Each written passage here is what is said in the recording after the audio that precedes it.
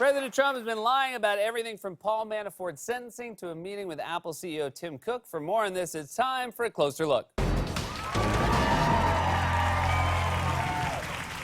Last week, the president's former campaign chairman, Paul Manafort, was sentenced to 47 months in jail for tax and bank fraud, which is much less than the 19 to 24 years prosecutors recommended. And to justify the lenient sentence, the judge in the case said something that didn't really add up. The judge telling the court just moments ago that he believed that a sentence of 19 to 24 years, as was recommended by the prosecutors in this case, would be excessive for Paul Manafort. The judge then also said, let me read this for you here, Wolf. He said that Paul Manafort lived an otherwise blameless life.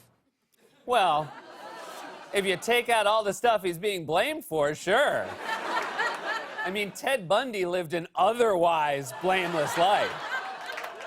And remember, this guy right here stole millions of dollars, committed tax and bank fraud, and in June he went to jail for witness tampering, a crime he committed while he was on house arrest for a different crime.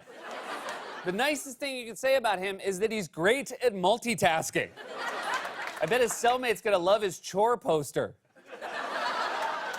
And Manafort's corruption went beyond financial crimes. He spent virtually his entire career in Washington lobbying on behalf of some of the worst people in the world. If you look at Manafort's long history of lobbying, it is about as controversial as you can get. He has represented a gallery, a rogues gallery of foreign dictators. The firm he helped found developed a niche representing a roster of controversial international clients that has been described as the torturer's lobby. Filipino dictator Marcos, Angolan guerrilla leader Jonas Savimbi, ousted Ukrainian president and Putin ally Viktor Yanukovych. He lobbied for dictators, set up something called the torturer's lobby, and he was with Bain when they blew up that football field. Also, let's just take a second to note how insane the racial disparities in our criminal justice system are. Paul Manafort committed tax and bank fraud and created something called the torturer's lobby and was sentenced to less than 4 years in prison. Compare that to what a public defender in Brooklyn tweeted last week. For context on Manafort's 47 months in prison, my client yesterday was offered 36 to 72 months in prison for stealing $100 worth of quarters from a residential laundry room. That's insane. No one should go to jail for stealing quarters from a laundry room. And I'm saying that knowing that Donald Trump has almost certainly stolen quarters from a laundry room. That's why his coat always looks like this. It's just loaded down with change. You know, in the summer, he has a much harder time hiding it. Manafort wasn't a marginal figure in Trump's orbit. He was the president's campaign chairman. Just listen to that. President, campaign, and chairman. Each one of those words is super important, and yet Republicans talk about him like he was assistant to the regional manager. For example, here's what Louisiana Senator John Kennedy had to say on Sunday. Can you Yes, I do. answer the Yes, I question, do. though, on Paul Manafort? Because Manafort, he was 3 charged with an points. array of Manafort, felonies because of the special counsel's case. Number one, I was surprised at his sentence. I thought it would be longer. Number two, as I said in the past, Mr. Manafort is a grifter. He used to be a partner with Roger Stone. I'm sorry, Margaret, he's just a sleazoid. A sleazoid? You sound like one of the guys in Biff's gang from Back to the Future. You should be wearing 3D glasses and holding a skateboard. Now, in sentencing Manafort, the judge noted that the specific charges in this case were not directly related to the question of Russian collusion. He did not say there was no collusion, just that this case was not about collusion. But that didn't stop Trump from twisting his words anyway when he spoke to reporters on Friday. I feel very badly for Paul Manafort. I think it's been a very, very tough time for him. But if you notice, both his lawyer, a highly respected man, and a very highly respected judge, the judge said there was no collusion with Russia. It's had nothing to do with collusion. There was no collusion. It's a collusion hoax. It's a collusion witch hoax. I don't collude with Russia. Did he just call it a witch hoax? All of his catchphrases are starting to blend together now. Trump has the same diction and syntax as a spam email asking for your social security number. Help! I need a monies for a witch hoax.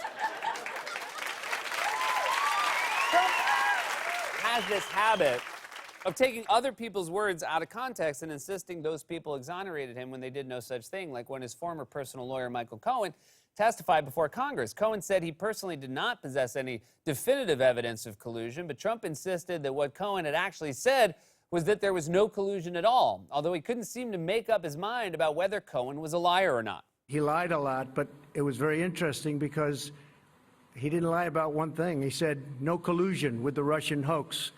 And I said, I wonder why he didn't just lie about that, too, like he did about everything else. I mean, he lied about so many different things, and I was actually impressed that he didn't say, well, I think there was collusion for this reason or that. He didn't say that. He said no collusion, and I was, a little impressed by that, frankly. He could have gone all out. He only won about 95% instead of 100%. I love that Trump is impressed that Cohen lied 95% of the time, but not 100% of the time. Trump talks about not lying the way the rest of us talk about those guys who climb mountains without any equipment. It's like, well, that's impressive. I could never do that. Trump, of course, is a pathological liar. His instinct is to lie about everything from Russian collusion to the smallest and most meaningless details. In fact, here's an example of one of the dumbest things Trump has ever lied about. You might remember that last week, this clip of Trump meeting with the CEO of Apple, Tim Cook, went viral. You've really put a big investment in our country. We appreciate it very much, Tim Apple. That's right. He called him Tim Apple. Does Trump think that when you run a company, you're named after the product? Mr. President, so you know Bill Gates. I believe it's Bill Windows. So that happened last week. Now, a normal person would have just let it go, written it off as a slip of the tongue, and moved on. But Donald Trump is not a normal person. And on Sunday, the website Axios reported that during a meeting in Florida with Republican donors, Trump claimed the media were spreading fake news when they said he called the CEO of Apple Tim Apple.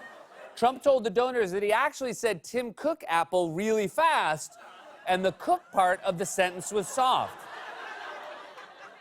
Okay, of all. Tim Cook Apple doesn't make any more sense than Tim Apple.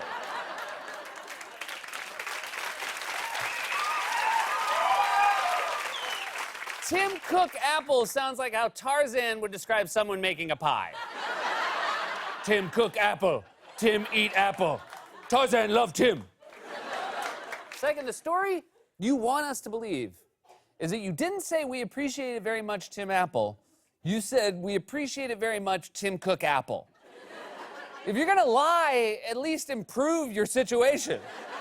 Officer, I have not been drinking because I was doing too much cocaine. And even the people in the room thought Trump's lie was bizarre. According to Axios, Republican donors in attendance called it one of Trump's weirdest lies ever. I just thought, why would you lie about that? One of the donors told me. It doesn't even matter. No, it doesn't, but Trump lies about stuff that doesn't matter because he lies about everything. Trump lies for the same reason Forrest Gump runs. He just does. Lie, Forrest, lie! So, when that version of the story didn't fly, incredibly, Trump woke up this morning and doubled down again, this time with an entirely new story. He claimed he combined Tim Cook's name and his company's name because it was faster. Trump took to Twitter saying, quote, at a recent roundtable meeting of business executives and long after formally introducing Tim Cook of Apple, I quickly referred to Tim plus Apple as Tim Apple as an easy way to save time and words. The fake news was disparagingly all over this, and it became yet another bad Trump story. Only Trump could claim that he was trying to save time and words by writing a long tweet that takes up time and words. You know, if you really wanted to save time and words, you could just not talk at all. Do all your campaign rallies with duct tape over your mouth, or at least skip a bunch of words so it sounds like this. We have won, and I am totally crazy.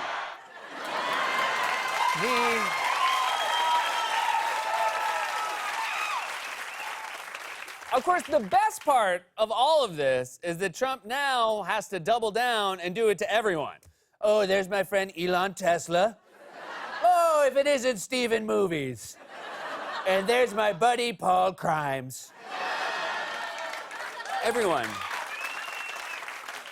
in Trump's orbit is a habitual liar. They lie about everything from the dumbest things to the most important things. Just take Eric Prince. He's an informal Trump advisor and the former CEO of the mercenary company Blackwater.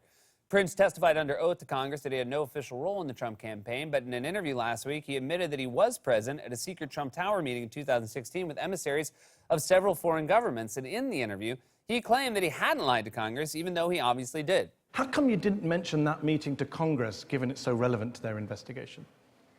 I did. As part of the investigations, I certainly disclosed any meetings. The very few I had. Not in the congressional testimony you gave to the House. We went through it. You didn't mention anything about August 2016 meeting in Trump Tower. They specifically asked you what context you have, and you didn't answer that. I don't believe I was asked that question. I've got the transcript of the conversation here. Sure. I mean, I might have been. I think I was at Trump headquarters or the campaign headquarters. Trump maybe, Tower, August 3rd, 2016. You? Possible. Don't you think that's something important to disclose to the House Intelligence Committee while you're under oath? I did. You didn't. We just went through the testimony. There's no mention of the Trump Tower meeting in August 2016. Why not? I don't know if they got the transcript wrong. Damn. Sudi's going to go from I wasn't asked that question to the transcript was wrong to I was just trying to save time and words. Trump lying about the dumbest things is revealing because it shows that he and his associates lie about anything, from Paul Manafort to Russian collusion to the CEO of his favorite company, Tim Apple. This has been a closer look.